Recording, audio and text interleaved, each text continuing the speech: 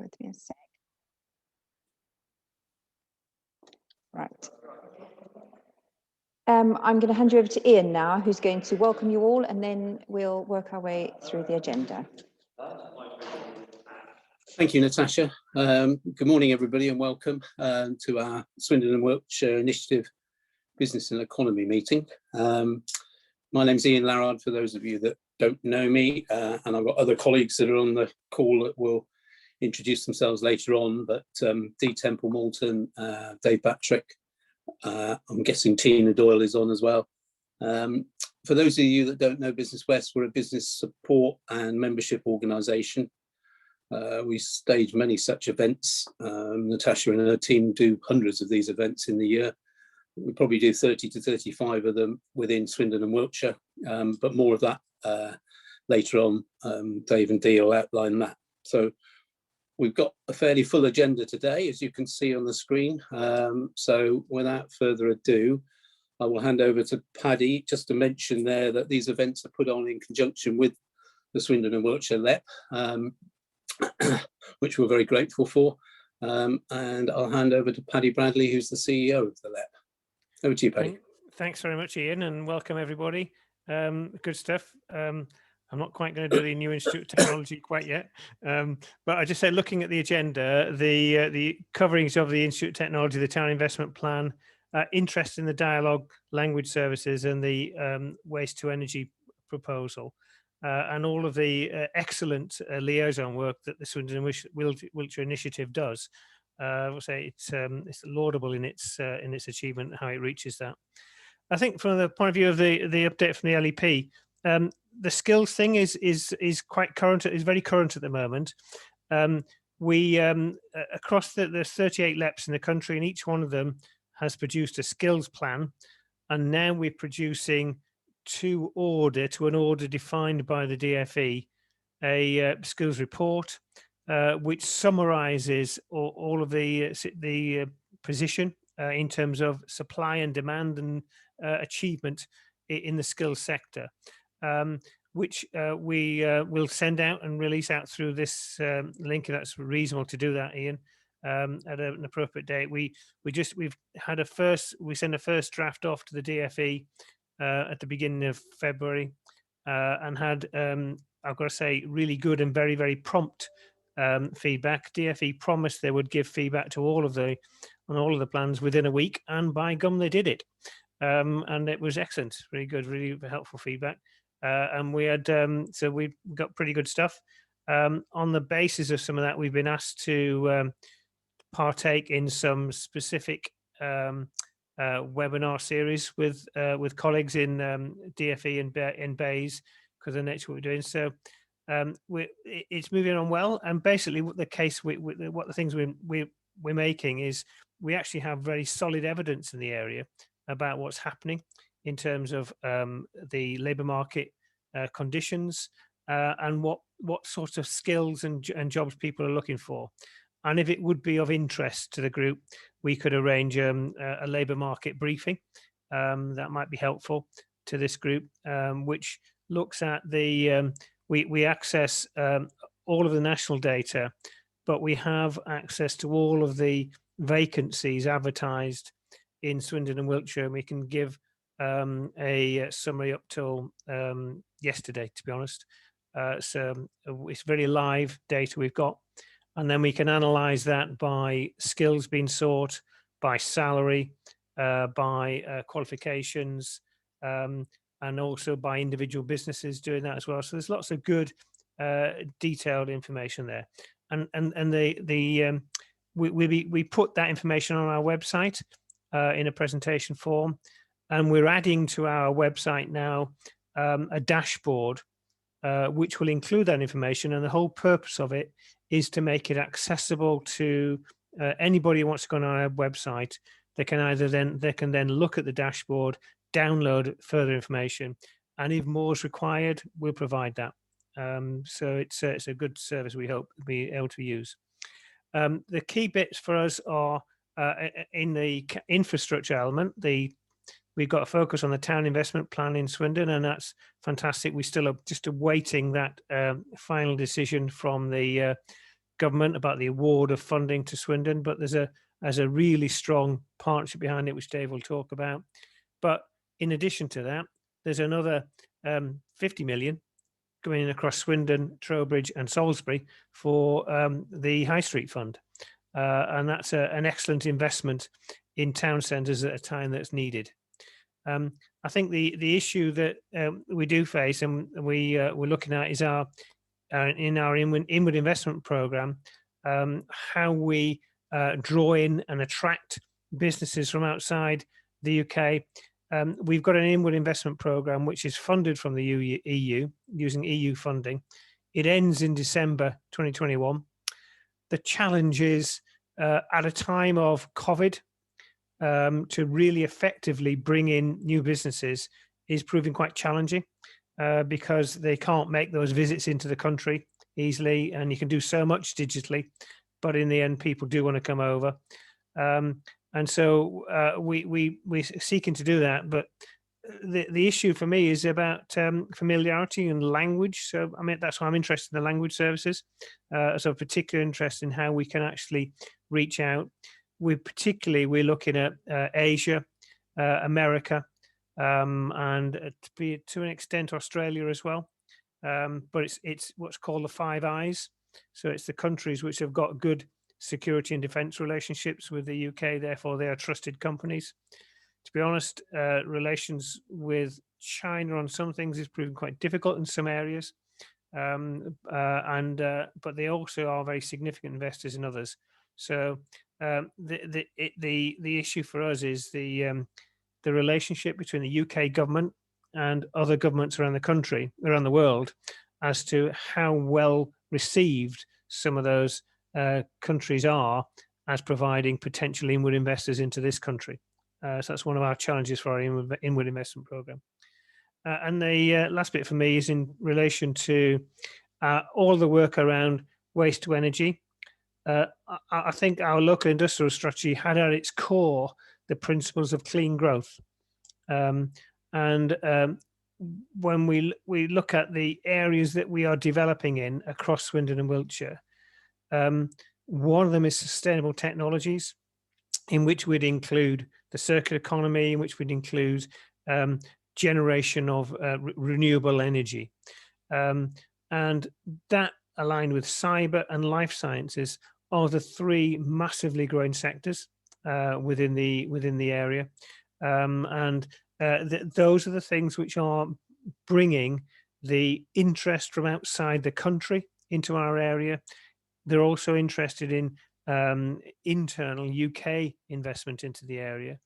And that's where there's looking at the figures for skills growth, that's where there's some interesting figures coming in from universities and other places about increases in course take-up in some of those areas, as people are looking for secure sectors to go into.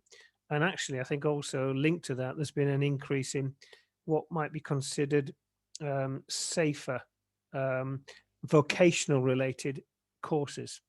So engineering, medicine, teaching, nursing, those are the things which are increasing.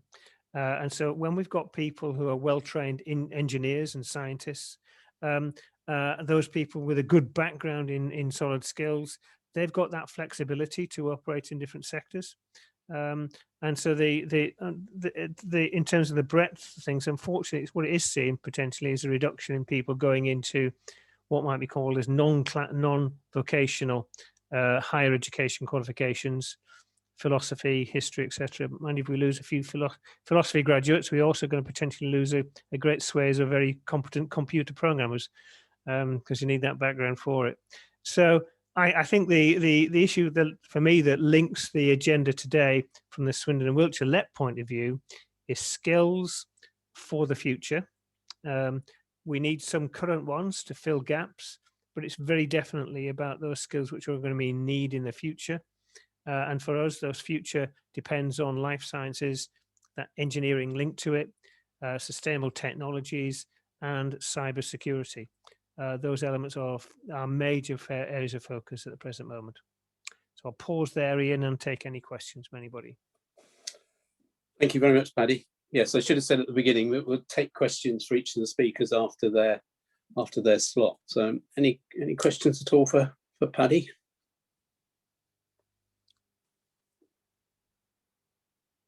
I've got one for you, Paddy, with regards to the inward investment side of things. I think I know what the answer will probably be, but you said the ERDF programme runs to the end of this year, basically. Given the circumstances, is there any possibility of an extension to it? There's no possibility of an extension in terms of the level of funding, because it's about 800,000, I think we get, and that's part match from Europe. So we haven't got that line of match, I don't think. Will we include a focus on inward investment? Yes, we will do, but it won't be resourced in the same way. We definitely do want to make sure that and I think what we're trying to be from the area is being more proactive rather than reactive. So if we're lucky to get a call coming in from somebody, that's just a reactive thing. So how proactive can be?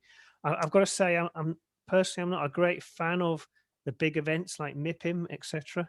I've never found whether I'm trying to ever find whether there's solid return on investment for those things. But the process of maintaining networks and now we're going to have far more virtual conferences. It's going to be easier to do this type of thing, I think, really. Yeah. So yes to a inward investment program, but not at the level of funding because part of our funding will allow businesses to fly in. We could bring them in and reduce. We won't have that funding, I don't think. Right. Okay. I just had one question as well for you, Paddy. So you mentioned about, you're wanting to establish relationships with Asia and the US and Australia. What kind of network of contacts do you already have over there, or is it more starting from scratch in that sense? Well, we've commissioned some work from a consultancy firm to look at. We've got the sectors that I mentioned: life sciences, sustainable technology, advanced manufacturing, and cyber. There are sectors of focus for inward investment and internal development as well. Okay. And we've commissioned a piece of work to look at around worldwide, but particularly focusing in those countries I mentioned, for opportunities, for links to develop it. And we've got particularly good links through defense and security biotechnology. So we've attended virtually and prior to COVID, physically, a number of biosecurity conferences in the States, because one of our attractions to our area is Porton Down. That is the best kept secret, the best kept resource in the country. It's a fantastic resource of research scientists. And to have the opportunity to work with some of those scientists and use some of their lab space is a fantastic draw to life science companies from overseas. So yes to that side. I think inevitably, I think to me, we're always looking for links to individual companies who have got an ambition and have got a credible ambition to move into this country. So any help in that bit, we're always willing to accept anything at all that's going to come up. So, sure. Okay. Thank you. Thanks. Any other questions at all for Paddy? In which case, thank you very much, Paddy. Okay, thanks. Thank you. And a nice link through to our next speaker, to Chris Baish from New College Swindon, who is vice principal there, but more importantly, new appointment into being the new managing director for the Institute of Technology. You'll see some slides going up there. So Chris is going to talk to us through the Institute of Technology, which has been around with us for a while now, but it's only about 6 months away, I think, to actually going live and taking the first students. So exciting times ahead. Over to you, Chris. Great, thanks very much. And yeah, just to sort of introduce myself, my background is in business development at New College, but I've recently moved over to take on the role of managing director of the IoT. Obviously, this is a massively exciting and important development for the region, and I'm really pleased to have the opportunity to talk through it today. Just a bit of background as well for people who may or may not know this, but New College and Swindon College merged back in August, which has enabled us to sort of take forward the Institute of Technology together as one institution, and also really to, alongside the Institute of Technology, to offer a sort of real breadth and one-stop shop approach for employers with training. So it's a really good story for us, and I'm pleased to be able to share it today. I am going to break my first rule of Zoom meetings, which is never work with children, animals, and embedded videos. But if you could go back to the previous slide, there is a video embedded in there. Hopefully it will work, but if it won't, we'll skip over it. If we could go just up a slide, that'd be great.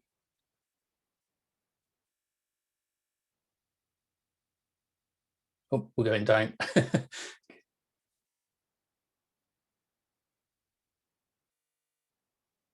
Sorry, bear with me. Our internet is really awful. Okay, in that case, I think today, sorry. Yeah, what we'll do then is we'll carry on and come back to it if we've got time. But it may not work very well if you're. Is it going the right way now? Yeah, we'll start from there. That's absolutely fine. So, Okay. yeah, that's great. Thank you. So, just a little bit of background on what is an IoT and where these where these things came about. Going back in 2017, the government put out a call for nationally for funding and for people to propose new institutes, and they're based on the idea really is that they are a new type of institution that sits across and between further education and higher education, and really gets into the high level technical skills. And probably the most important concept is the close involvement of employers along the way in terms of the development of the curriculum, and also in terms of supporting on programme through apprenticeships and through support with higher level skills. They are quite prescriptive in terms of the balance of skills, and that's really to recognise the priority of the government on level 4 and 5, which is HNC and HND level, and particularly in Swindon, we do, and in Wiltshire more widely, there is a lower level of progression onto those level skills, and therefore the IoT is really about creating that institution that raises aspiration for people to stay in the region and pick up those skills. So we've got 70% of our provision is running at level 4 and 5, with 20% at degree level, and a small amount, 10% at level 3, which is A level. The big focus in terms of subjects, as you would expect, and as Paddy's really nicely outlined in terms of priorities, is on STEM, which is science, technology, engineering, and maths.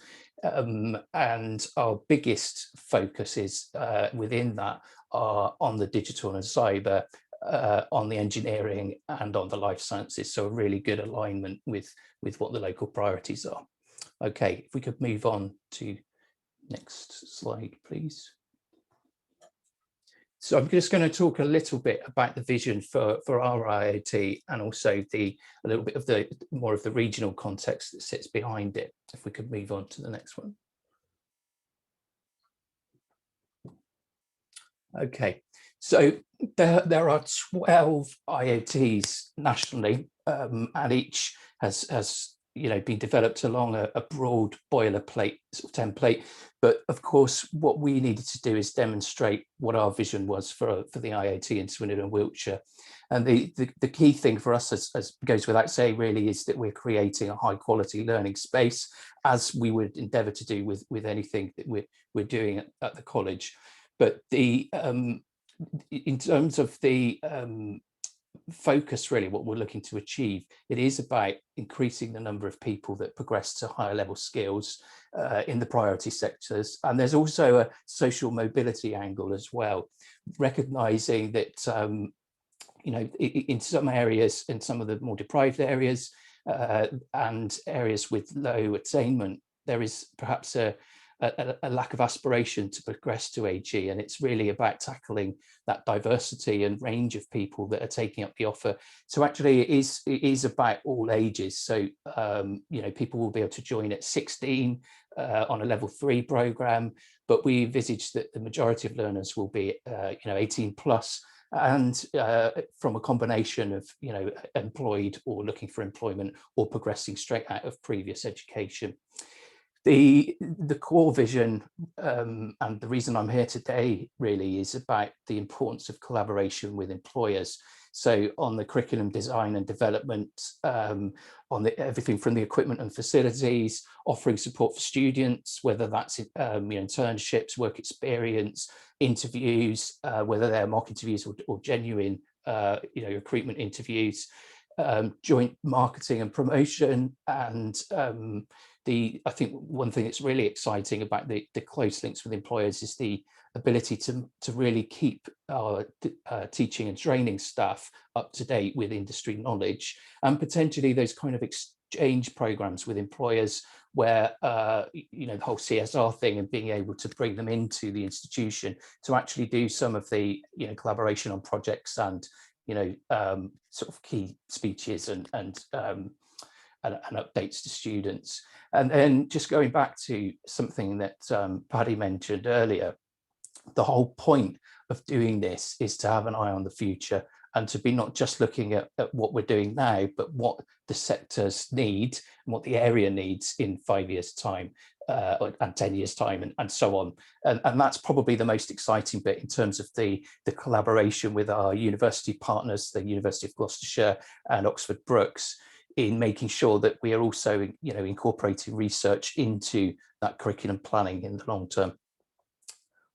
Okay, next slide, please. So these are some of our partners and stakeholders. We've got a range of what we've called anchor partners who've been involved along the way. So the likes of Nationwide have been very closely involved, and we're working with them on delivering digital apprenticeships. We have been working closely with Create Studios over the creative media provision, and of course our education partners, the University of Gloucestershire, Oxford Brookes University and Cirencester College. If we can move on, please. Okay, so I'm just going to give you a really quick overview of the sectors and courses that will run within the IoT, and just a reminder that these will start from September this year. There is a phase in, so some of the provision starts in year 2 and year 3 and so on. But I just wanted to give people a flavour of the sectors we're working in, and also I'll do a deeper dive into the digital sector because of the breadth of the offer there. Next slide, please. Okay, so the core sectors, as we've sort of alluded to earlier, are digital and computer science, business management, creative and media, engineering and manufacturing, and science and healthcare.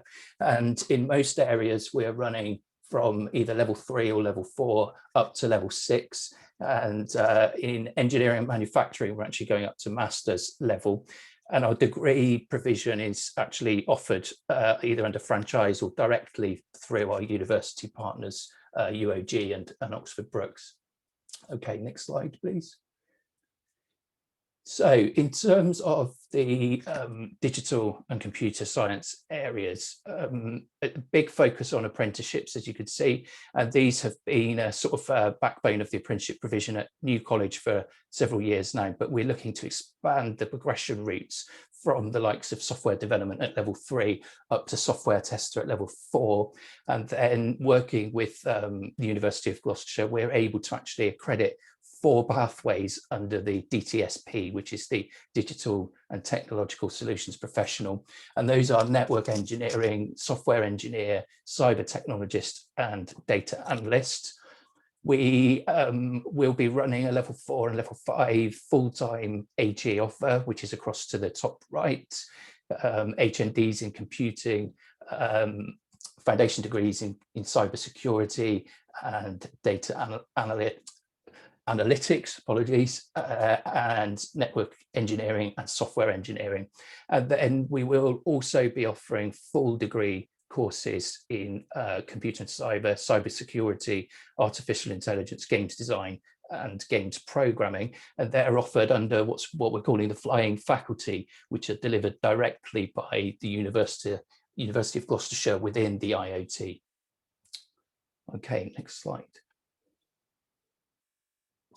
So I'm just going to quickly, I'm aware of time, just give you a flavour of the development itself and what it looks like on site. The exciting news is now we are actually up and we've got things happening. So sort of enabling works have begun. We've got cabins and construction crew arriving on site over the last week or so. And so you will really, if you live in Swindon, hopefully you'll start to see those changes. It's quite an iconic building, the Pegasus Tower, which forms the heart of the IoT. So we can move on to the next slide or just talk a bit more about this.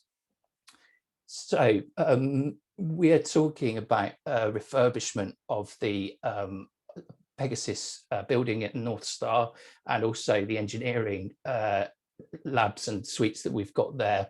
And really the sort of emphasis here along the way has been working with the employers to get input into exactly what needs to be included in terms of kit and equipment. So there'll be state-of-the-art engineering workshops, digital labs. We're looking at a number of cyber suites, which are, you know, it's fantastic to be able to have, and also film studios and science labs, where we'll be offering the likes of lab scientist apprenticeships from level 3 and level 4 and above. So the other thing that I wanted to really pick out of this development is that on the 7th floor of the Pegasus building will be a collaborative space where the college, the IoT and employers will be able to work. We're looking at how we can have usable office space, whether that's temporarily or permanently, conference space, seminar rooms, but the idea there is that they are a shared space for collaboration and for co-development. And if you've been following the world of you know, further education, you may know that the government recently released a white paper which puts employer collaboration right at the heart of further education alongside the IoT. So the IoT is really sort of future-proof from that perspective, and it's really good to be able to have that on site. Moving on to the next slide, we've just got some visuals of the development. Now, apologies because I won't be able to mouse over this and show you, but in the top left corner, you'll see the tower block building, which is the main development on site. And to the right of that, you've got the North Star campus of New College. And then this single-story building is over on the left are the engineering workshops. So it's the left-hand side of the site that's being developed on that top left picture.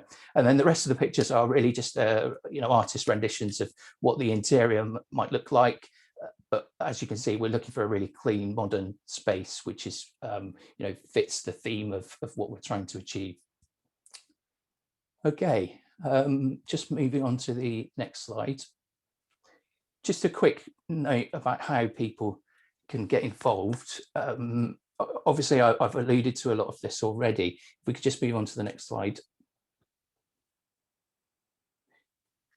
So what are we looking for from employers? And you know, we have to recognise that employer involvement takes many forms, and from the large corporations who are talking to us about taking, you know, high numbers of apprenticeships, right through to SMEs who may or may not want to take apprenticeships depending on, you know, what they're looking for.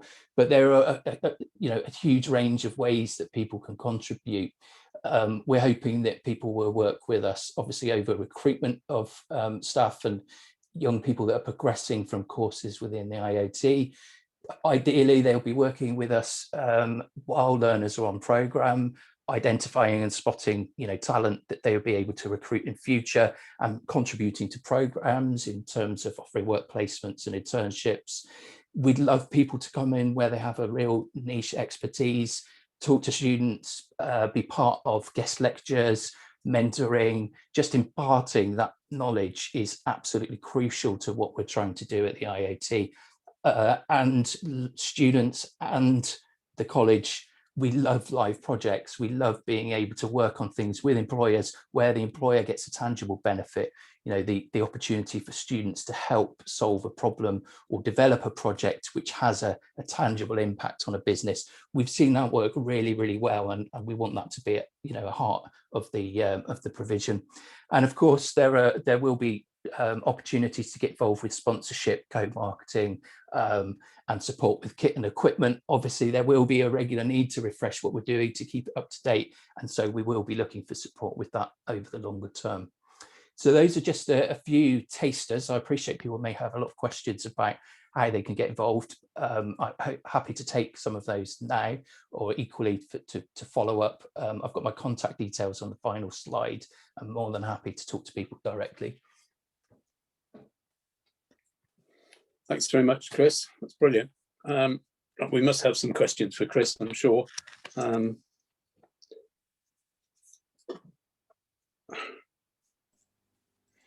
Chris, I've got a question if I can do. Yes, because I think it's great that we are going to have this provision in our area. Well, you know, waiting a long while for this, and it's great. And I do like the way that link to vocational and the role of the employer in helping to shape the curriculum. It's everything that we want to have at sea, I think, really. The question for me is the requirement of businesses in the area to actually contribute quite a lot of time and effort to support skills development through internships, and with T levels and other courses coming in, generally speaking, there's going to be a lot of demand on businesses to provide time. Any thoughts about how we can do that, spread the load, as it were, rather than concentrating a few businesses? Yeah, I mean, I think one of the things we will want to be doing is hooking up with business networks and sector panels and so on, to be able to involve as wide a range of people, but perhaps streamlining the engagement. So obviously this connection with Business West today is an example of getting that message out.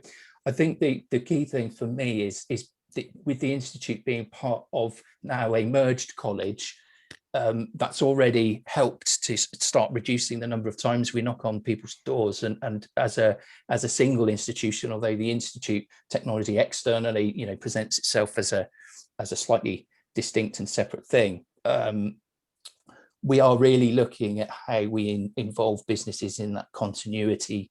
And we're not talking to them 3 or 4 times with several different hats on. I think the other thing is going back to the white paper, there is a focus on collaboration between providers as well. And I think there's definitely mileage within the region to look at how we join up over approaching employers. And I've been party to various conversations recently with other providers about how we can do that and make life easier for employers, because there is a lot of demand.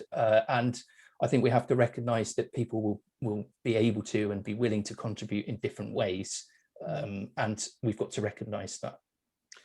I'd like to follow up, Ian, just to follow up on I think that's great to hear about working together across the range of both, you know, FE and higher education providers, and also private training providers as well. Would be really great, because we get a lot of apprenticeships delivered in the Swindon Wiltshire area by private training providers as well.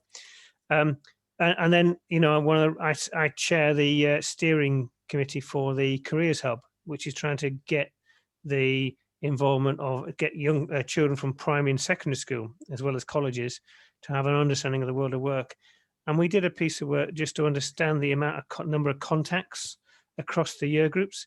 We are talking about tens of thousands of contacts across Swindon and Wiltshire with businesses throughout a child's, you know, if you think about all the children coming through schools. So I think I would certainly like to be party to anything that we can help to do to see what we can physically do. It might be a little bit too difficult to do everything, but to make sure we can work collectively to spread the load and seek in we need many thousands of 30,000 enterprises in Swindon and Wiltshire. We're going to need a huge number of them helping with some of these things, I think, really to make it not too invasive on people and turn them off getting involved. Yeah, and I think, as I said, the focus of the white paper really is on collaboration, not just between employers and colleges, but between the providers themselves. And you mentioned the Careers Hub, Paddy. That's actually what I was referring to in terms of the conversations we've been having about a joined up approach. So that's good to hear. Good stuff. Thank you. Any other questions for Chris? It's hard for me to see everybody, so do pipe up if you've got a question. Ian, hi, it's Mike. Sorry, Mike. You carry on first, please, whoever that was. I'm sorry. It was Dee. Hi, Dee. Hi, morning, Chris. Hello. This is a fantastic provision. I'm very excited about this. Can I ask, how are you going to attract young people to the IoT, particularly out of Swindon? I live mid-South Wiltshire, and you know, the courses that you are offering could be so attractive to a lot of the young students that I know. But how are you going to attract them to Swindon? Okay, so there's a range of things that we're doing in terms of, I'll start with, in terms of the marketing. Obviously, we're just getting going. There's a national launch about to happen. We were talking to DFE about that yesterday. So we will be tying into a national launch, as we've seen previously with apprenticeships, and hope that will, on a national level, raise the profile of IoTs. But locally, we've been working with other providers, both in terms of schools and other colleges, in terms of putting our offer out there and making sure that young people are aware of it. In practical terms, if they're living, you know, there is the commutable distance side of things, and we're trying to make sure that courses are set up in a way that enables people, you know, we've learned a lot through COVID, and enables people to study remotely when the subject matter lends itself to it, which we believe will help, and come in for things that need to be and benefit from being done face to face as well. So there's a combination of how we're marketing, and we are really only just getting started with the marketing side. You should be seeing quite a lot more of this now, now that I'm in post, and the team is starting to grow and develop around the IoT. A lot of the focus to date has been on the practical things, you know, getting the building ready and getting the capital side of things set off. But now we are really focusing on that marketing and engagement with learners. So it'll be directly, it'll be through schools, and also it's about how we make the model work in terms of delivery to make it flexible for people to travel as you know, less frequently than they might do if they were attending a normal college or sixth form. Brilliant, that's great. Thanks very much indeed. Mike? Yes, thanks, Ian. I know Gary's got a question as well, but and then we'll perhaps have to move on. But Mike? Thanks, and morning, Chris, and thanks for that presentation. We've not been in contact for a while, so probably a belated congratulations on your role as within the IoT. So that's fantastic news. Chris, I'm also very excited about this. Obviously, I was involved right at the start, and getting businesses engaged in the early days was difficult because the offer wasn't clear primarily and how it's going to be achieved. But you're now at the point where the offer is clear, and therefore I think the ability to engage with businesses should be somewhat easier. Yes. Not easy, but easier, because the offer is clear and the courses and the offer is there and the range of apprenticeships is clear. So I'm really hoping that you can engage very closely with my colleagues at Business West. And if we can go out with a combined sort of PR marketing offer strategy, I feel pretty confident that more and more businesses post-COVID, post-lockdown, will want to engage and will see the benefit of the offer there. So I would only just encourage you to work very, very closely with Business West, not just for Swindon, but across Wiltshire and potentially further afield as well. So again, congratulations, and I look forward to further successes. Thanks very much, Mike. Yeah, it's really exciting to have the offer pinned down, and also behind the scenes as part of the restructure and merger, we've got a single sort of business development employer engagement team working on this across the offer. So with the merger itself, it really does start to make things rationalised and clear to employers, and we're really excited to be able to go out and start pushing this now. Again, as you said, if you can minimise the number of contacts, it will always help. It was always Swindon College, New College, and then if we can just have the single offer into an employer, clearly it will make life a lot easier from the employer viewpoint. Absolutely. Good, well done. Thank you. Thanks, Mike. Thanks, Mike. Just one more in the chat. Gary was, as an SME, we are setting up the Mode Academy. Is it best to drop you an email, Chris, in order to get involved? We are a construction consultant. Yes, that would be great. Yeah, please do drop an email. One thing to note, actually, I just spotted on this slide, my email address needs a point between Chris and Baish. So make sure if you're noting it down that you include it's Chris.Baish. Yeah. Ian, I have a question. It's Craig for Chris. Yes. Yeah. Chris, I've needed and had an urgent need for a software development intern since June last year. Are there any that are available immediately? Okay, so it's probably a conversation we can take offline. I can take it offline. Through Yes. the IoT, not until September, but through potentially, depending on what you're looking at, through our existing provision, we may be able to help. So do get in touch, send me an email, and we can pick up that conversation. That would be great. I'll do that this afternoon. Thank you. Great, thank you. Thank you. Can I just follow up with Craig on that one? Craig, Yeah. What sort of level of skill are you after immediately? Do you need a university level software? No, not necessarily, Paddy. We develop on a program that belongs to InterSystems, which is Iris and Cache. I mean, NHS operates on it. Yeah. And I've got a succession problem. My partner is elderly and wants to retire this year, and we need to at least a year of transfer of skill. And we see that strategically in our business as a big problem, because should John fall over at any point based on age, we're in dire straits in the business. Okay, so we'll have in the region a series of DFE digital boot camps, and one of the areas is software development. Okay. And that's to be a 16-week course for people. And what we're looking for at the moment are businesses who are willing to come in and offer an interview. So if you're interested, drop me. I'll put my email in the chat. Drop me an email, and we'll see what we can do. So, thank you. Okay. Thanks, Chris. Thank you. Thanks, buddy. And thank you, Chris. Sorry if there are other questions. I'm sure there probably are, but please get in touch with Chris on that email that was at the bottom of his presentation, or else through ourselves. I think it's a couple of things there that strike me, Chris, is that the extent of the HE provision, which we always knew was going to be forthcoming, but for Swindon and Wiltshire, that's great news, in the county, and also that importance of what sectors are going to want in 5 or 10 years' time, not teaching what was needed 5 years ago, but 5 or 10, 15 years' time. So I wish you well, and as Mike said, anything that we can do to assist, then let's liaise. Thank you very much. Thanks, everyone. Thanks. So moving on now to a regeneration overview and a little bit on town investment plan, although Paddy's already mentioned that in passing. So if I can hand over to Dave Jewett from Swindon Borough Council. Philippa Venables has done these presentations in the past, or certainly at the end of last year. Philippa has now moved on to pastures. I was going to say pastures new, but she's gone back home, I think, actually, to Walsall, hasn't she? Over to you, Dave. Thank you very much, Ian, and thank you for the invite.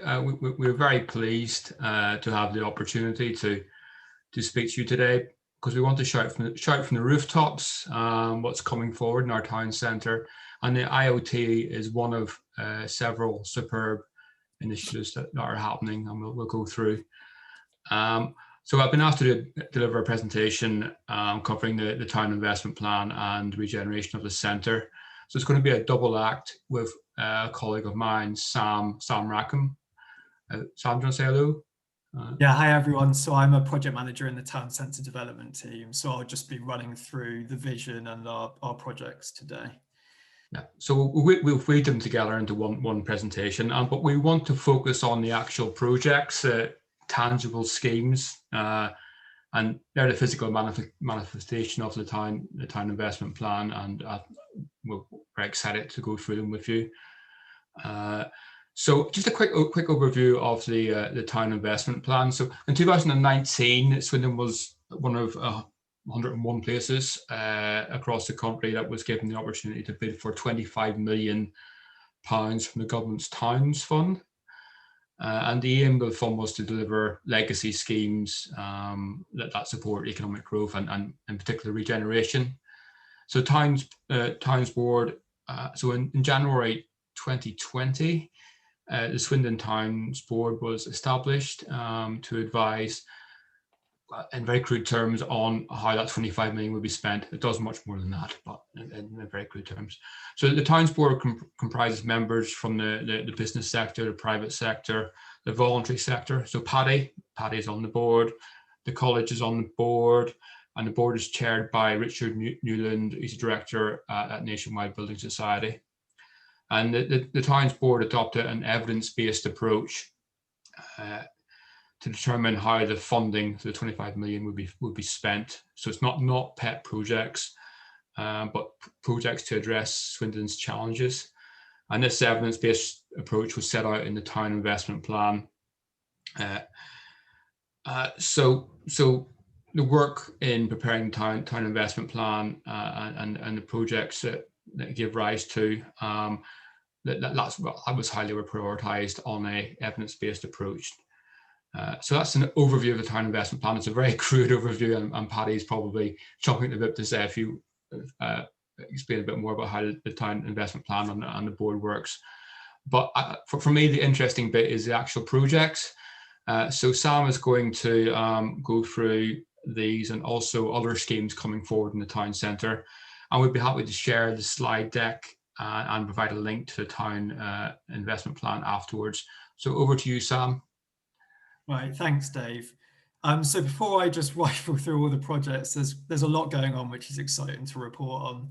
But I just wanted to be clear that there is a vision that is actually underpinning all of this, and there is a strategy underlining why we picked certain projects and where we've picked certain projects. A vision was established for the town centre that hits a number of key criteria. Those key criteria are driving our economy. We want these to upskill workers. We want to encourage businesses to come and invest. We want to aid the companies that are already here, such as Zurich. Zurich is a great project that I'll talk about in a moment. We want to ensure it's easy to get to. We've got the likes of the bus boulevard. We've got the electrification of the railways. We've also seen that with COVID, the way that town centres need to adapt, we need them to be more than just shopping. We need them to be about leisure. We need them to be about culture. We need them to diversify. We also want to encourage town centre living.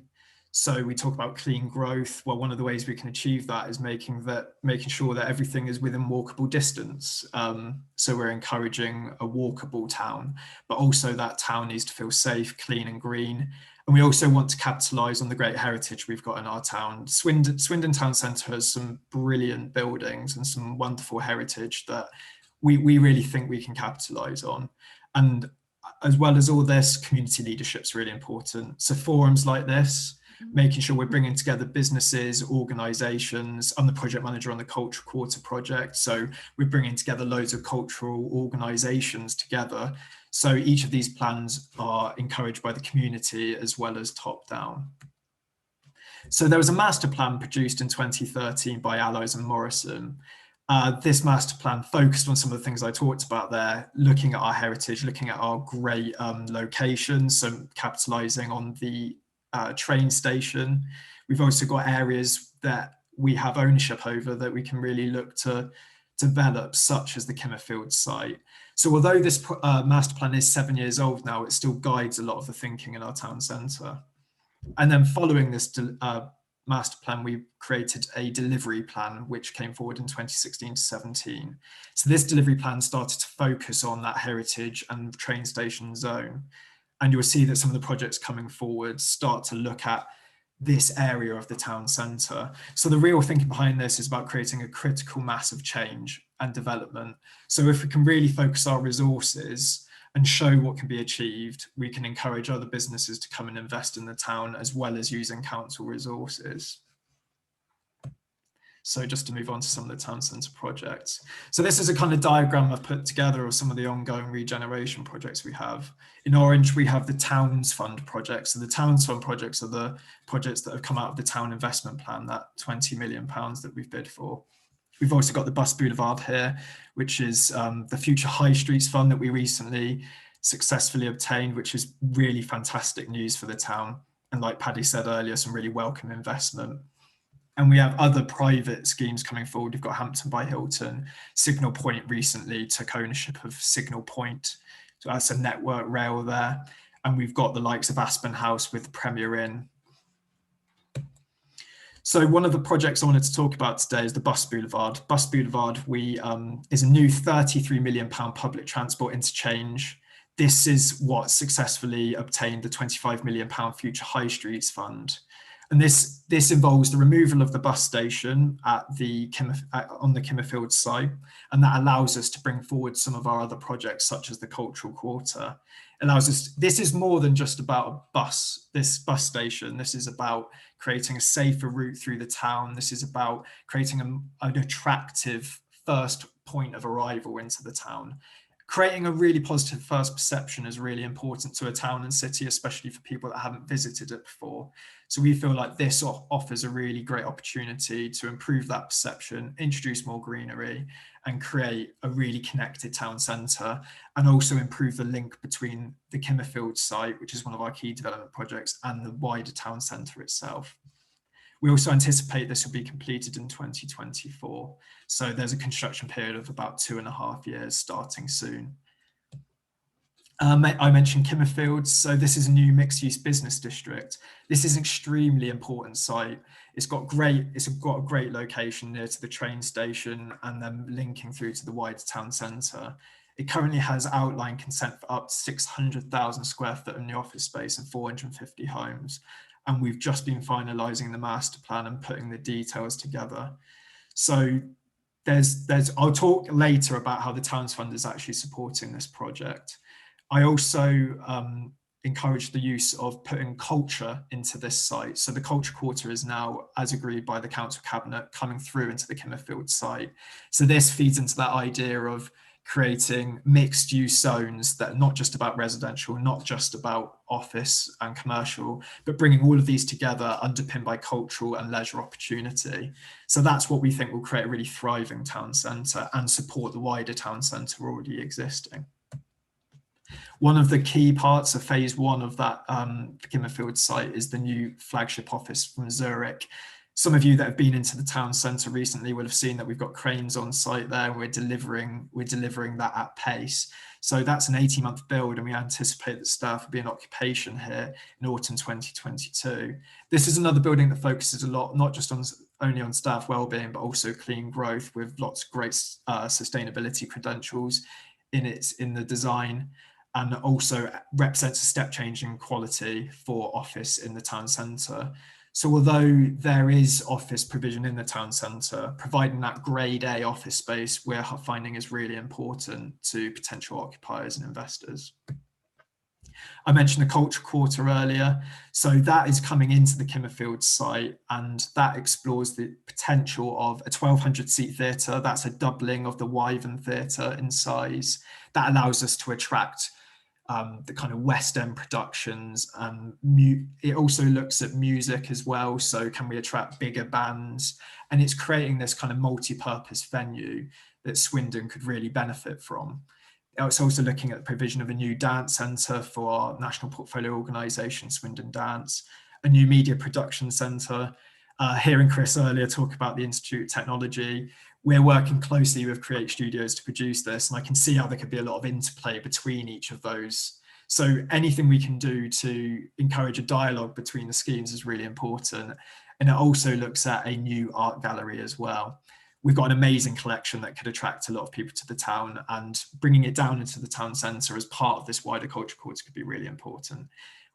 Paddy will be aware we're just in process of producing an investment prospectus, and once we have this by the end of March, we'll be taking this out to the wider world and trying to attract investment into the scheme. We also have the Heritage Action Zone. This is a really key area. I kind of touched on it a few times already. That includes some of our greatest assets.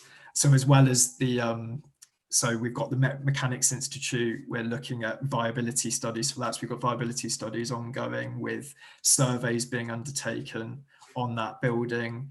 We have the Health Hydro. I'll talk about that in a moment. That's part of our Townsfont project. We've got the cricketers. So there's and carriage works as well, which is another really key part of the scheme. So this is really about elevating our heritage with a £1.6 million partnership with Historic England.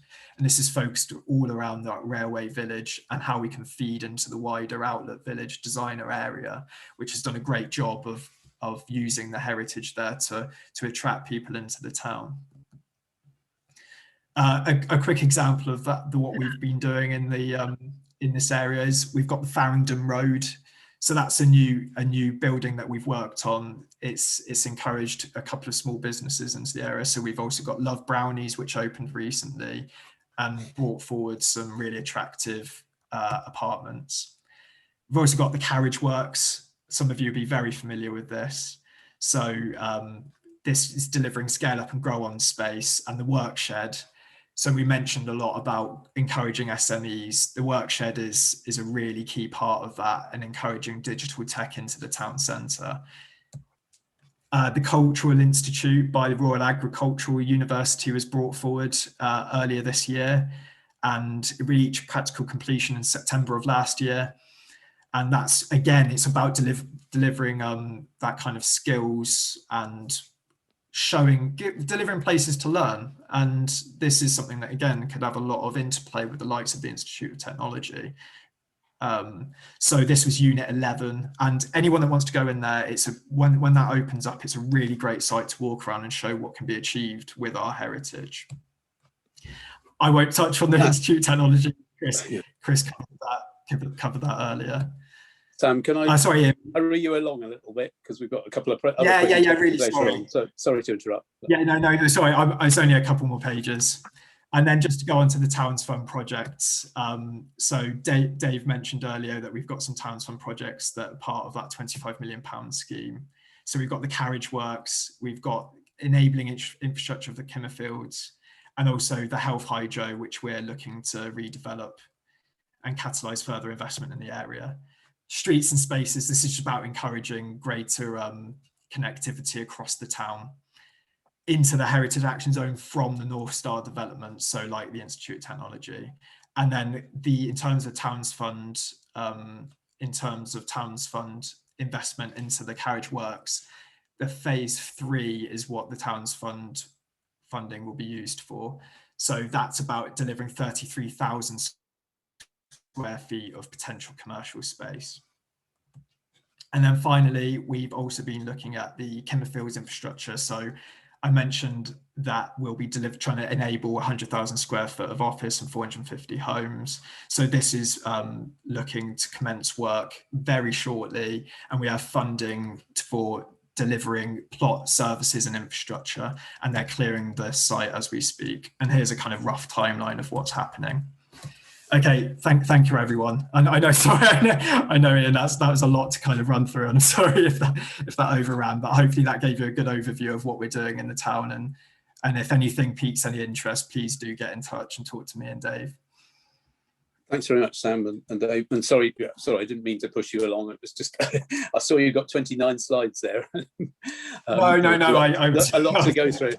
But it's evidence of the fact that there are a lot of things that are actually going on, and a lot of projects that are. Would you mind, having said that, would you mind just going back to that timeline? Yeah, of course. That one, because it's quite interesting in terms of lots of these things that are about to happen, and quite what their timescales are. Great. So I felt that, I'll just leave this slide up, and people can kind of let it sink in. Take it in. Yeah. It just shows that this isn't just about delivering something in 2028. So for example, Cultural Quarter is coming forward much later, and we need to put all the strategy in place in order to allow that to happen. But we also have projects that are happening on the ground now. So the likes of the Carriage Works Cultural Institute delivered last year, and 7 and 9 coming forward now. So, and the Heritage Action Zone is something that's ongoing at the moment. And the IoT is a perfect example of a project that's coming forward that helps to kind of deliver on that upskilling of workforces and delivering higher education in the town centre. So we were really pleased to see that coming forward. Brilliant. Thanks very much. I'm sure if people have got questions, they can route them either through ourselves or directly through to you, Dave and Sam. But thanks very much for that exciting overview of what's going to be Ian, happening on Ian, the... sorry, is there a time for just one quick question, or are you on a tight schedule? Yeah, go on. Yeah. It's really just a question regarding two potential projects, which I don't really see on your list. Although it was, first one was mentioned on the overall plan, which is the Mechanics Institute. If you want to promote the town centre and create a good image, the Mechanics Institute is not giving that image currently. And the secondly is the Oasis Centre, which obviously is a bit of a hot potato, probably not regeneration, but just encouraging whatever can be done to ensure that centre stays open for the Swindon community.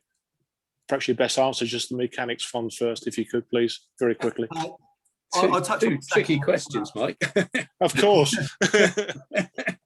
So in terms of the Oasis, the only reason for not including it is that there are discussions ongoing and with the current owners and leaseholders. So that's evolving. Regarding the Mechanics Institute, we are looking at that. So there are surveys ongoing. So a hazardous materials survey just happened. A viability survey has been conducted. So once all that work has been once we've established how much it's going to cost to clean up the Mechanics Institute, that is a project that we are looking to bring forward. So that is something that is ongoing as we speak in terms of getting the relevant surveys, making sure it's safe and making sure it's something that we know exactly what work is required in order to regenerate it. And it is something high up our list for regenerating as part of, it forms part of that heritage action zone that I was touching on actually. So that is something that we are looking at. How can it feed into the wider heritage action zone? I agree, it's a really prominent building, so it's something that we're looking at. Okay, perhaps it can be included on some future action plan, so it's quite clear that it is being included in the program. I appreciate it is difficult. Yeah, no, we have a program of work that's ongoing on it at the moment, which I'd happily share with you. Please, if that's possible, through Business West, that'd be fine. Yeah, of course. Okay. Thanks, Ian. Sorry about that. No, good questions. Thanks very much, guys. If I can now hand over to Lucy Cumming, who's Director and Head of Business Development at Dialogue Language Services. That's not your slide, is it? I don't think. Nope. But over to you, Lucy. Apologies, Lucy. Sorry, that's the next one in the slide deck. Oh, don't worry about it. I've got it here if you want me to share my screen, if that's If you share yours, yeah, that's absolutely fine. 1 second.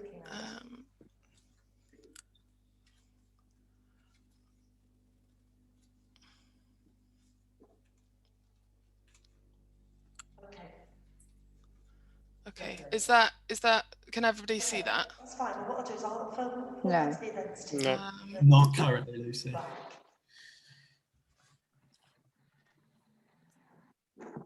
It's definitely sharing. Let me try again.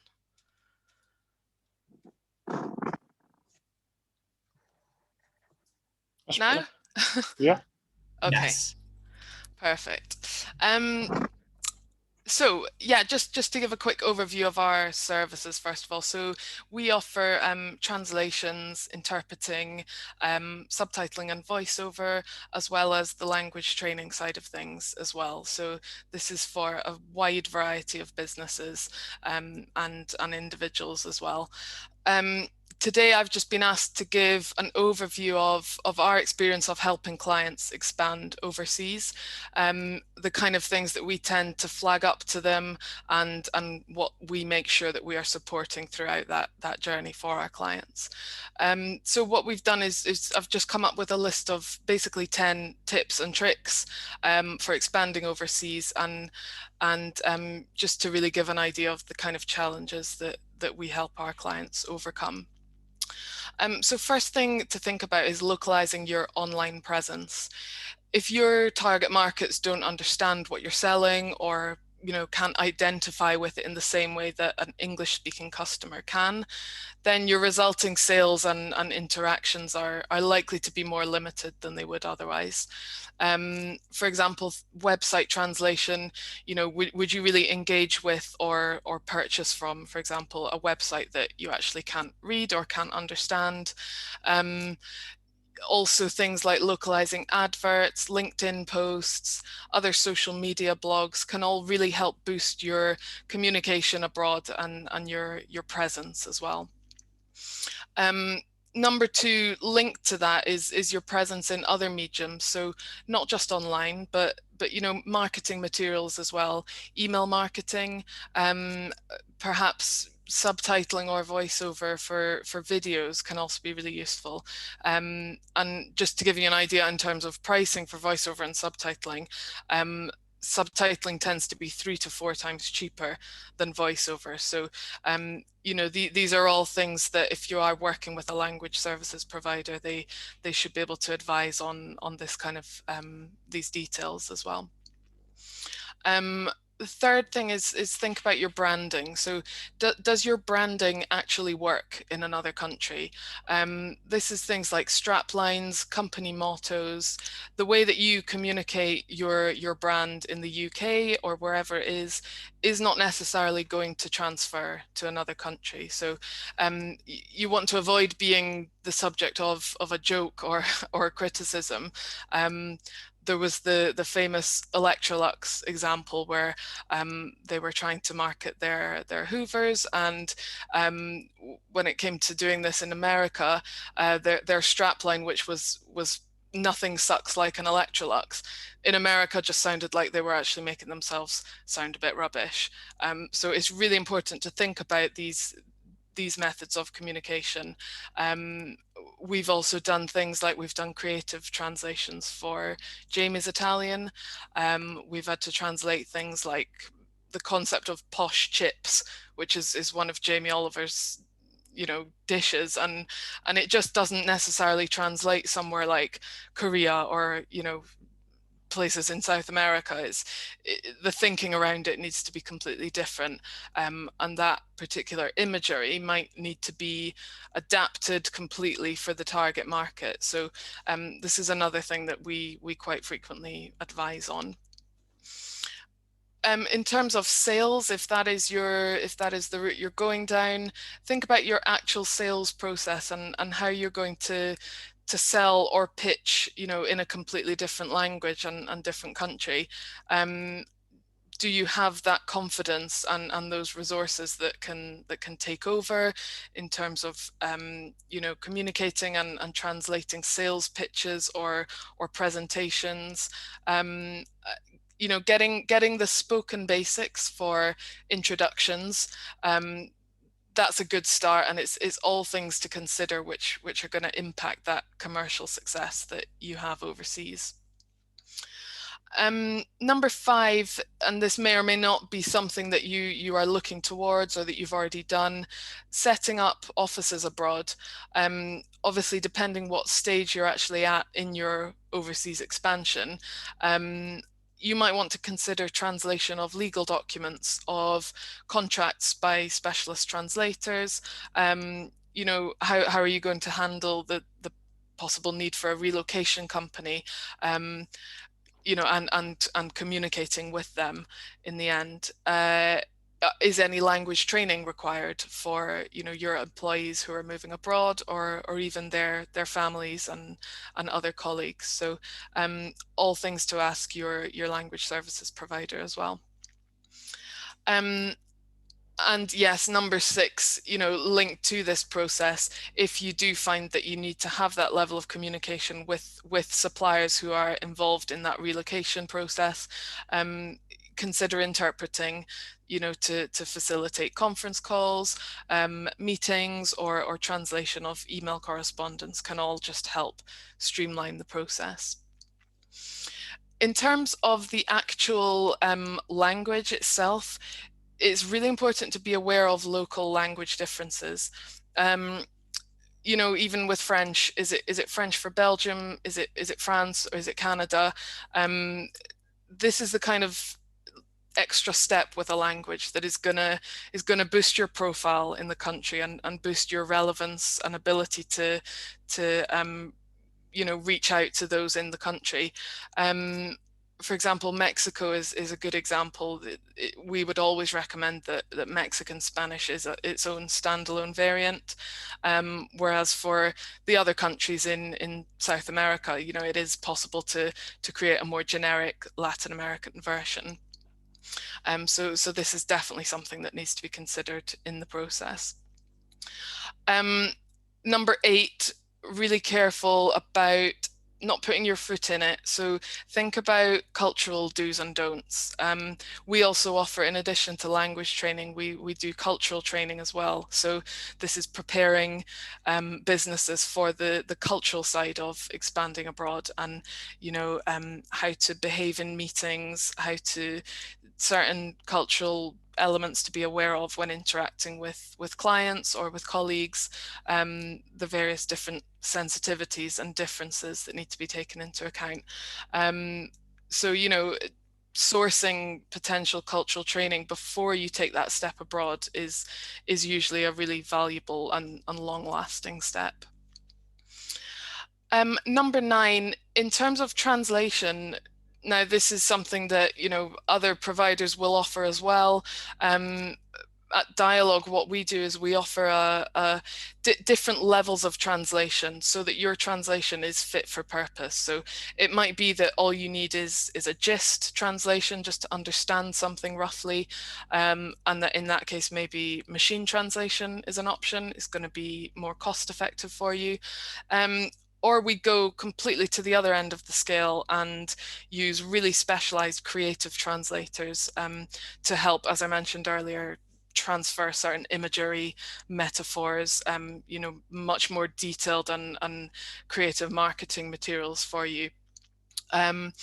So, in order to sell, whether it's a complex product or a detailed service that does require that creativity, you might need copywriting, and you might need linguists who can stray far from the English source text in order to achieve basically the same impact of your content that you have in the UK, but in a different country, so that your content is completely suitable for how you are publishing or using it.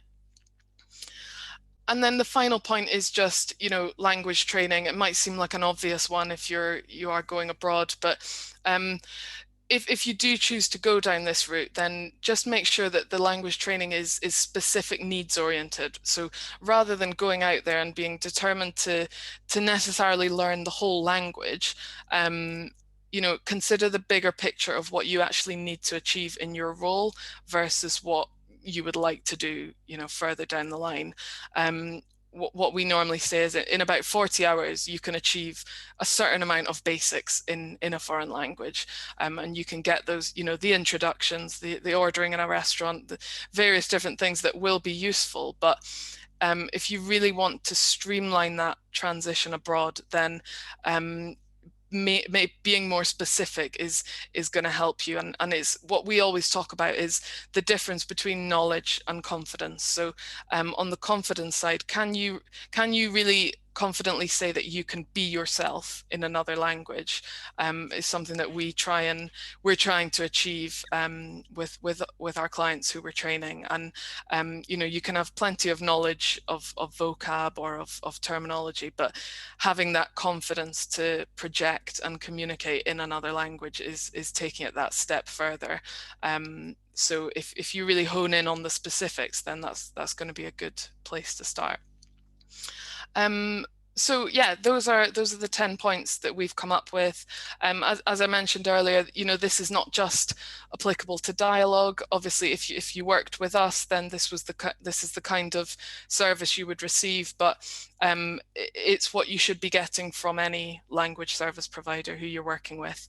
They should be guiding you through the process and adapting to whatever it is that you need. So yeah, hopefully that's been helpful. And if anyone's got any more specific goals that they're trying to achieve, just as Paddy mentioned earlier, then please feel free to let me know, and I'll be happy to help. Thank you. Brilliant. Thank you, Lucy, and thank you for speeding through things. Brilliant overview of no worries. Things to consider and the pitfalls that you can fall into if you're not very careful. So please contact Lucy if you've got any specific questions, or through ourselves as well, through Tina. If I can move on to our final presentation, the Biofactory, an introduction to the Biofactory, and John Blake, who's the commercial director. So over to you, John. Yes, good morning. Good morning, everybody. Hope you can hear me okay. I'll probably leave my video off actually, just because of broadband bingo going on in my house at the moment. Thanks very much, Ian. My name, as Ian said, is John Blake, and I'm the commercial director here at Biofactory. We're a design and engineering startup, and we're focused on the waste to energy sector. It's great to be invited to talk to you about our company and our work in this sector, and really good to hear about what else is going on in the region. And I can sympathise with Lucy and her business in terms of languages, given where we're trying to work. Thanks also to Dee and Ian for inviting me along this morning. That's very kind of you indeed. Probably, as you can see from the picture, we're slightly left of field in terms of our business model. So I'll just take a quick few minutes this morning and talk about our journey and the creation of our low-cost waste-to-energy technology. I joined Biofactory about a year ago to help build the commercial strategy for the company. And this was following an award from Innovate, or an Innovate UK grant. The business was founded actually by my colleague, a chap called Owen Sharkey, who is a Bath University mechanical engineering graduate. And the business idea was born from his work in the sanitation sector in Africa. Let me share a quick story with you to introduce the business and our waste to energy system. So the chap you can see on the screen there is Paul. My colleague Owen met Paul whilst working in the refugee camps in northern Kenya in 2017. Paul's family have lived in that camp for 25 years, consistently plagued by the poor living conditions and the associated problems, including poor sanitation. If I could have the next slide, please. Thanks. Picture this. Paul lives with his parents and his other family members in a tent, and he wakes up in the middle of the night and he needs to go to the loo. He climbs over his parents and he walks the 100 meters or so to the camp toilet, which is a pit latrine. These are squat-style toilets in various states of repair, as you can see from that picture there. And Paul does his business, and when he's finished, he puts his hands on the floor for support on his way up. He returns to his tent, gets back into bed, sucking his thumb for comfort. Now, unbeknownst to Paul, he's just completed a disease transmission line that is killing 300,000 children in Africa every year. Now, poor sanitation doesn't just occur in a refugee camp. It can occur in informal settlements, in towns, and even in schools across the region. Poor sanitation is not the only problem that Paul and his family face. The lack of any sort of power infrastructure means that the majority of families cook on open biomass or charcoal fires, obviously creating greenhouse gases. 75% of the households in Mozambique depend on charcoal for cooking. So just to put that into perspective, Paul's camp uses over 20 tons of charcoal a day. So it's important that we look for ways to reduce the dependency on charcoal, helping to tackle those emissions, and also to help reduce deforestation that is currently occurring in sub-Saharan Africa. Can I have the next slide, please? If you want to cycle through all of the points that will come up, Natasha, while you're doing that. As you can see from this render, we've developed an off-grid self-contained solution to provide clean toilets and a waste processing system, capturing that waste and producing biogas and other safe-to-use soil conditioners. The outputs could potentially be sold back to the end users as fertilizers, with the biogas being an alternative to cooking. Do you want to just press, I think there's some transitions there. There they are, there they are. Biofactory units are able to manage between 150 and 250 units a day, users a day, sorry. Safely handling that waste inside, as you can see there just behind, a standard shipping container. Our system should be able to provide at least a quarter of the energy demands of the users in the form of biogas. Now, our unit, as you can see, we call it the Bio X5, is designed to be rugged and easily deployable with minimal maintenance and cleaning. Once fully operational, the unit is self-sufficient and drawing energy from the waste and its solar battery system. Biogas is stored in the top mounted flexible bag, as you can see there, and is then piped to a communal kitchen or food preparation area, perhaps in the camp or in a settlement. But our units could also be located in places like markets or schools. With our energy production, our users can now access clean cooking fuel that replaces those harmful charcoal emissions currently used as that primary cooking fuel. As a business, we're aiming to deploy 1,000 of these systems in the next 5 years via a network of delivery partners, charitable organisations, and NGOs. And the next slide, please. And again, if you want to just bring up the other track, there we are. Perfect, thank you. Our design is based on an expandable engineering model, which is scalable but at low cost. The unit requires minimal site construction and is suitable for rural and those centralized locations. The system is adaptable. It can operate as a standalone, or it can work alongside pre-existing sanitation solutions as a local treatment plant for other collection-based programs that are active at the moment in sub-Saharan Africa. We're currently building 2 UK prototypes. The first is our test bed to validate the technical feasibility. And the second one will be our full-scale prototype that we want to field test, perhaps at a university or other centre that has good access to people, or in our case, we literally need bums on seats. The next phase of the plan is, or was, to build 2 units in Mozambique to test the systems in the real world. We want to look at the differences in the environment, and of course, we want to understand the possible social and cultural barriers to using our product, and to get that first-hand feedback on the toilets, but also about using biogas and those other materials. Now, obviously, like many businesses, COVID has impacted our development plan this year, and we're currently looking ahead to the end of 2021, just to try and understand when we might be able to travel to Mozambique.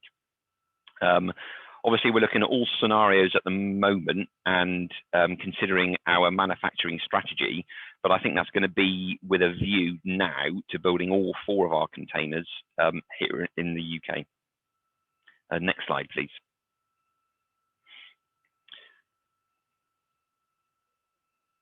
Sorry, there's quite a few of those. Keep clicking, that's all right.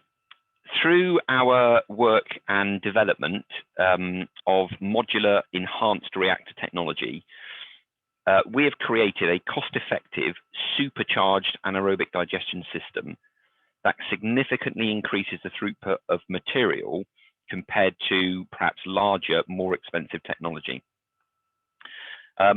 Driving the cost down by adapting readily available technology and then introducing this core supercharged system is the key behind the ability to be able to offer green renewable energy at low cost that also brings significant positive environmental impact.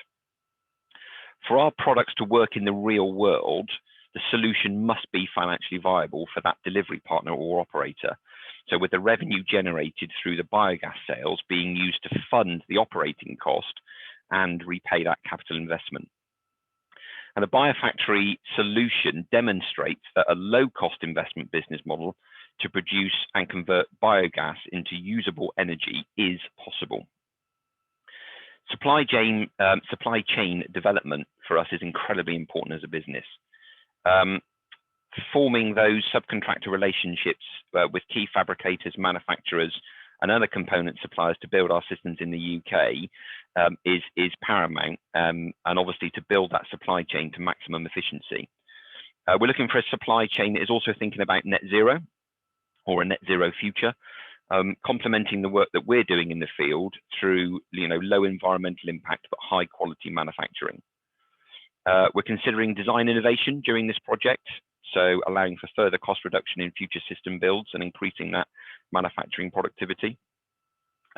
Also looking at technical innovation being developed throughout the project, things like biogas treatment, bioreactor control and monitoring systems, and these will all drive the reduction of cost, which will complement our net zero aspiration. I think for Biofactory, not only do we want to build these off-grid waste-to-energy solutions, with our toilets that are safe and clean and comfortable to use, and we're generating that energy for our users. We also want to build that in an environmentally compliant business, reducing the company's carbon footprint through innovative design and manufacture, but also, we have a desire to push our suppliers to do the same. If you just put the last slide up, please. I've just put my contact details on the screen there if anybody has any further questions or would like to get in touch about what we're doing. I hope that wasn't too long, and thank you very much.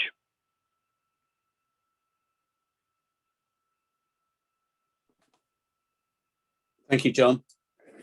Fantastic, and a fantastic project. And we wish you all the best. And lots of a number of people are having to leave, but a number of people in the process of leaving have said what a great project it is, and other presentations. So I'm very conscious of time. So John's contact details are there on the bottom. Very conscious of time. Just very briefly over to you, Dave, to run through a couple of things, including the date of the next meeting.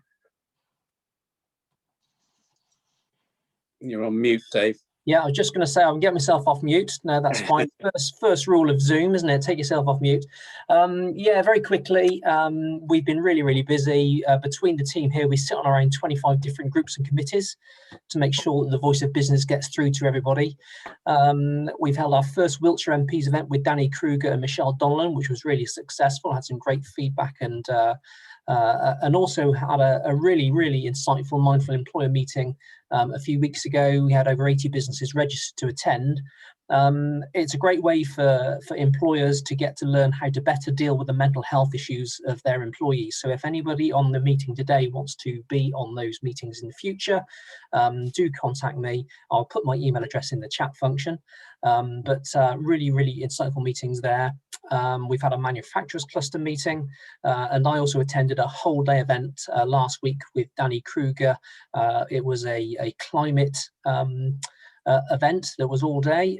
We also had the former president of the United Nations Climate Change Conference do a presentation, so it's quite a useful thing. There are over 200 people on the call. And just locally, obviously, there's the roadmap now, but we're still looking fairly safe as a county. We're doing a lot better than many other areas.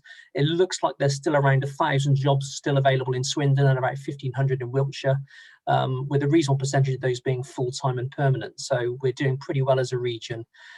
We have got some forthcoming events I should mention to you. The next Swindon MP and Council meeting is going to be at 9:30 on Friday the 12th of March. I'll put the Eventbrite link in the chat function, and we've also got various other meetings coming up, which we'll let you know about as time moves on. But I'm very conscious that there's very little time, so I'll leave it there. But I will put the link in the chat function now for you. Thanks, Dave. And Dee, I think you had two things that you wanted to trail as well, didn't you? Just very quickly, two items of interest. Business West and the innovation team are running a pitch fest. This was launched in February and is aimed at scale up innovative companies and early stage innovators who are looking to reach investors and raise finance. There is online application and training days and development of a pitch deck as well. If anybody wants to know more, then please get in touch with me via the initiative. And also Paddy touched on cyber growth. The Innovate UK are running on the 24th and 25th of March, 2 days based around cyber futures. So looking at innovative companies again in the Gloucester, Swindon and Wiltshire area. And there's talks both days. You can just drop in on the talks, etc. And again, if you'd like joining instructions, please get in touch. Thank you. Thanks, Dee. And a big thank you to all our speakers today. Sorry, I've had to hurry a couple of you along a little bit, but time is obviously pressing, and we're just about a minute over time. So I think we got through pretty well. So a big thank you to all our speakers and to yourselves for attending. If you have got any questions that you didn't manage to get the individual speakers email addresses, then please route them through myself, Dave, Dee, and obviously Tina as well. And we'll make sure that they get passed on to the respective presenters. But in the meantime, I wish you well for the rest of the day, and we'll catch up again in a few weeks' time. Bye for now. Thank you.